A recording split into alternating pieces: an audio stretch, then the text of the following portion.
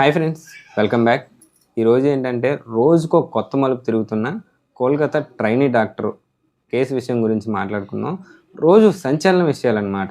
అంటే ఈరోజు ఏదన్నా ఒక విషయం చెప్తే మళ్ళీ మార్నింగ్ లేసేటప్పటికి ఆ విషయం అనేది నెట్లో కానీ సోషల్ మీడియాలో కానీ పేపర్లో కానీ ఉండట్లేదు. ఒకరోజు ఫస్ట్ ఆత్మహత్య అన్నారు, 2 అత్యాచారం అన్నారు, కొరికి నానా హింస పెట్టి ప్రైవేట్ పార్ట్స్ అన్నీ బ్లడ్ కారుతూ ఉంటే వీళ్ళు మరి ఆత్మహత్య చేసుకుందని చెప్పడం, మళ్ళీ వెంటనే కాదని చెప్పడం, మళ్ళీ ఒక నిందితుడిని తీసుకొచ్చి సంజయ్ రాయ్ అతను హత్య చేశాడు, అత్యాచారం చేశాడని చెప్పడం, మళ్ళీ నిన్నటికి నిన్న సిబిఐ వాళ్ళ గురించి సిబిఐ వాళ్ళు ఎంక్వైరీ చేస్తే చాలా విషయాలు బయటపడ్డాయి అనమాట. అలాంటి విషయాలు కొన్ని అయితే మీతో షేర్ చేస్తానికి ఈ వీడియో చేస్తున్నాము. ఇప్పుడు ఏంటంటే సందీప్ ఘోష్ అని చెప్పేసి ప్రిన్సిపల్ ఉన్నారు కదా, ఆయన దగ్గరికి సిబిఐ వాళ్ళు వెళ్ళారంట. వెళ్ళినప్పుడు వాళ్ళ ఫ్యామిలీ మెంబర్స్ ఒక 1 అవర్ వరకు వాళ్ళు తలుపు అయితే తీయలేదంట. తలుపు ఎందుకు తీయలేదు అనేది మనకి ఇంకా తెలీదు. వాళ్ళు ఇంకా బయటపడతారు ముందు. తర్వాత ఏంటంటే సందీప్ ఘోష్ వెనకాల ఈ హత్యలో ఉన్నారని చెప్పేసి అయితే కనుక సిబిఐ వాళ్ళు చెప్తున్నారు.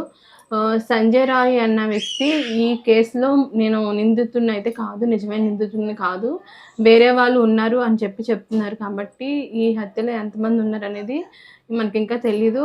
అయితే సిబిఐ వాళ్ళు చెప్పేది ఏంటంటే 7 ఉన్నారంట ఈ కేసులో. 7 కూడా ఏంటంటే అందులో డాక్టర్స్ కూడా ఉన్నారంట, ట్రైనీ డాక్టర్స్ ఉన్నారంట. అలాగే అందులో ఒక అమ్మాయి కూడా ఉందంట. మరి అమ్మాయి ఉండి ఇలాంటివి ఎలా చేస్తారో మనకు తెలీదు. అందులో 2 డాక్టర్స్ ఉంటారు కదా, వాళ్ళైతే కనుక ఆ అమ్మాయి ఎవరినైతే హత్య చేసి చంపేసి తర్వాత రేప్ చేశారో ఆ అమ్మాయికి 2 కాళ్ళని 90 degreesలో లాగి వాళ్ళు అయితే కనుక రేప్ చేశారంట. తర్వాత ఏంటంటే ఇప్పుడు మనకి క్లిప్స్ ఉంటాయి కదా, అమ్మాయి క్లిప్స్, ఆ క్లిప్ కూడా ఏంటంటే ప్రైవేట్ పార్ట్లో పెట్టడం అలాగే చేసి చాలా భయంకరంగా అయితే కనుక చేశారంట.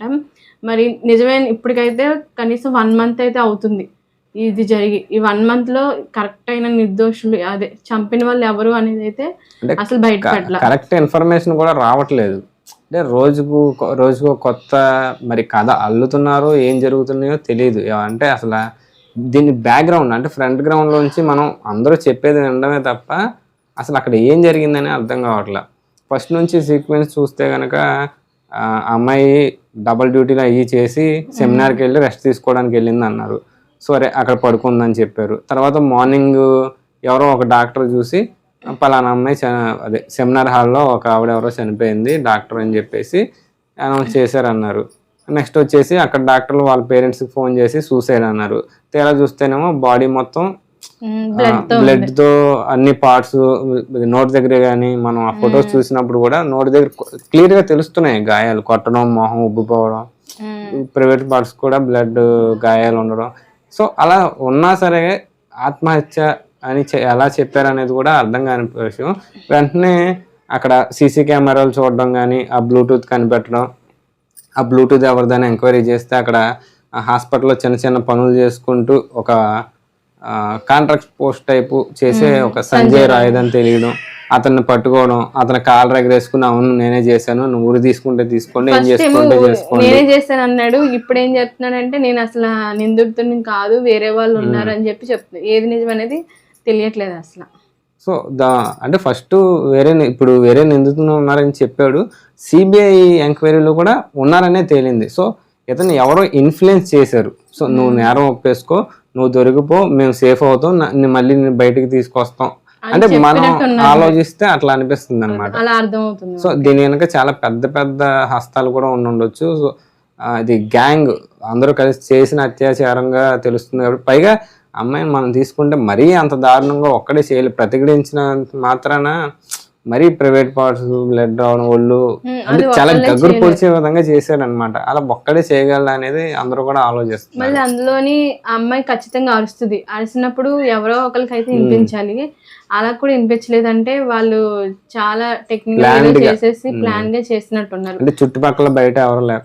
అంటే ఇప్పుడు ఒక అమ్మాయి అరుస్తూ అనేది ఎంత దూరం వినిపిస్తుందో అనేది కనీసం ఒక 300-400 మీటర్ల దూరం అన్న వినిపిస్తుంది కదా, కిలోమీటర్ దూరం కాదు. ఏమంటారంటే ఎక్కడికో ఒక దగ్గరికి తీసుకెళ్ళిపోయి రేపు అవన్నీ చేసేసిన తర్వాత మళ్ళీ సెమినార్ హాల్లో తీసుకొచ్చి పెట్టారని కొంతమంది అంటున్నారు, అరుపులు వినిపించలేదు కాబట్టి. తర్వాత ఏంటంటే సంజయ్ రాయ్ ఫోను, తర్వాత బ్యాంక్ అకౌంట్స్ అన్నీ కూడా సిబిఐ వాళ్ళైతే కనుక చెక్ చేస్తున్నారంట. ముందు అయితే కనుక దోషులైతే కనుక బయటపడతారు. ఆ అమ్మాయినైతే కనుక చాలా హింస పెట్టి చంపేశారు. చాలామంది ఏమనుకుంటున్నారంటే రేప్ చేసిన తర్వాత చంపేశారని చెప్పి అనుకుంటున్నారు, కానీ అసలు అక్కడ జరిగింది ఏంటంటే ఫస్ట్ ఆమెను హత్య చేసిన తర్వాత రేప్ చేశారంట. లేడీస్ కూడా హెల్ప్ చేస్తారంట. అలాగే అక్కడ ట్రైనీ డాక్టర్స్ ఉంటారు కదా, ఆమెతో పాటు చేసేవాళ్ళు సీనియర్సే కానీ వాళ్ళందరూ కూడా ఫస్ట్ ఎప్పటి నుంచో ఆ అమ్మాయిని టార్గెట్ చేసి బాగా అంటే వర్క్ విషయంలో కూడా బాగా హింస పెట్టడం అలాంటివి చేశారంట. చేసి చనిపోయిన తర్వాత కూడా అంత దారుణంగా చేయాలనే ఆలోచన వచ్చిందంటే వాళ్ళు మరి ఎంత తీవ్రంగా ఎంత దారుణంగా ఉన్నారనేది చూడండి.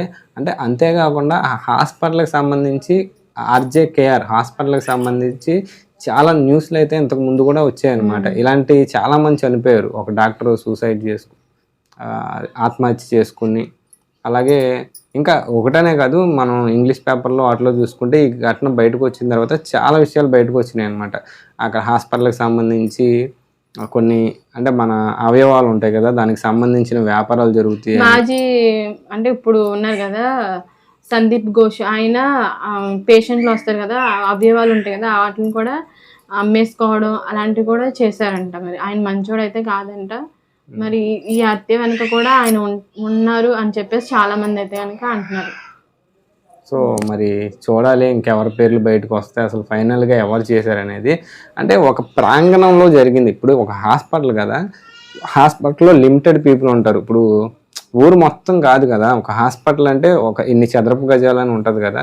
సో ఆ లిమిటెడ్ ఏరియాలోనే జరిగింది. ఆ లిమిటెడ్ ఏరియాలో ఎవరెవరు తిరిగారు, ఎవరెవరు ఎక్కడికి వెళ్ళారు అనేది ఒక రికార్డ్ మెయింటెనెన్స్ అయితే ఉంటుంది కదా, సీసీ కెమెరాలుగా అన్ని ఇవన్నిటి ద్వారా చుట్టుపక్కల ఇన్ఫర్మేషన్ కలెక్ట్ చేసి మరి పట్టుకోవడం అయితే చాలా కష్టం అయితే అవుతుంది. మరి ఎందుకనేది అర్థం కావట్లేదు. అంటే దీని వెనకాల పెద్ద పెద్ద వాళ్ళు ఉండబట్టే నాకు తెలిసి 1 month అయినా సరే తెలియట్లా. లేదు అనుకుంటే చిన్న చిన్న వాళ్ళు చేసుకుంటే కనుక ఈ పాటకి ఎప్పుడో తెలిసిపోయేది. ఇప్పుడైతే కనుక అసలు ఎవరు చేశారు ఏంటి అనేది 1 month గడిచిపోయినా సరే ఎవరికి తెలియట్లేదు అనమాట.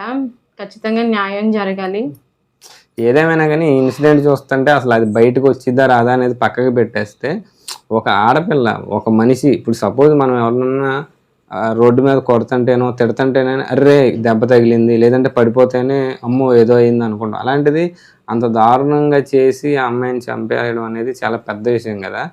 ఈ విషయం చూసి వాళ్ళ విషయం పక్కన పెడితే ఒక ఆడపిల్లని పెంచాలన్నా బయటికి పంపించాలన్నా, లేదు ఒక ఆడపిల్ల పుడితేనే అమ్మో ఏంటి భవిష్యత్తు ఏంటి, నా కూతురు ఇవాళ బయటకు వెళ్తే తిరిగి వస్తుందో రాదో, లేదంటే కనుక అంటే కొన్ని సంవత్సరాలు కదా, ఇప్పుడు కూతురు పుట్టిందంటే రేపుడితో అయిపోదు కదా. దగ్గర ఒక 20 ఏళ్ళు మనం పెంచాలి. 20 ఏళ్ళ తర్వాత పెళ్లి చేసి వాళ్ళ దగ్గరికి పంపించాలి. మన దగ్గర ఉన్నప్పుడు సేఫ్ చూసుకోవాలి, వాళ్ళ దగ్గర ఉన్న తర్వాత కూడా ఎలా ఉందని ఆలోచించాలి. ఆఖరికి 45, 46, 50 ఏళ్ళు వయసు వచ్చినా కూడా జాగ్రత్తగా ఆడపిల్లని చూసుకునే పరిస్థితులు అయితే వచ్చినాయి అన్నమాట. సో చూద్దాం మరి ఈ కేసులో ఇంకా ఎన్ని కొత్త విషయాలు బయటపడితే, అసలు నిజమైన హంతకులు బయటకు వస్తారా, లేదంటే అన్ని కేసులాగానే దీన్ని కూడా పెద్ద పెద్దోళ్ళు రాజకీయం చేసి తొక్కేస్తారనేది చూద్దాం. మరి కఠినంగా అయితే కనుక ఖచ్చితంగా శిక్ష పడితేనే ముందు అమ్మాయిలు మంచిగా ఉండడానికి ఉంటుంది అనమాట. లేదు అంటే కనుక ఇలానే రోజుకోటి జరుగుతూ ఉంటాయి, ఇంకా ఇలానే అయిపోద్ది. కాబట్టి ఖచ్చితంగా పెద్ద శిక్షలు అయితే కనుక ఉండాలి. ఏదైనా మెయిన్ అంటే మళ్ళీ దీన్ని నెగిటివ్గా తీసుకోవద్దు. అమ్మాయిలు సేఫ్టీ చూసుకోండి ఫస్ట్. అంటే ఇప్పుడు మీరు ఒక్కలే ఉండడం అంటే అమ్మాయిలు అయితే ఒక్కలే ఉండకూడదా, ఒక్కలే ఉంటే ఏదైనా చేసేస్తారా అనొద్దు. ఎందుకంటే మన సేఫ్టీ, ఇప్పుడు మీరు బాగుండాలి, నేను బాగుండాలి, అందరం బాగుండాలి అనుకుంటాం కాబట్టి మీతో పాటు మీ ఫ్రెండ్ ఒకరినో ఇద్దరినో పెట్టుకుని వెళ్ళడం కానీ ఎక్కడన్నా స్టే చేయడం కానీ ఇట్లాంటి మీకు సేఫ్ అనిపించిన వాళ్ళని చూసుకోండి. అట్లాగే కమ్యూనికేషన్ ఉంచుకునేలా చూసుకోండి బయట, అది మాత్రం అయితే చెప్పగలం. సో ఈ నేరస్తులకి ఎట్లాంటి శిక్ష పడాలని మీరు అనుకుంటున్నారనేది కామెంట్ అయితే చేయండి. So thank you.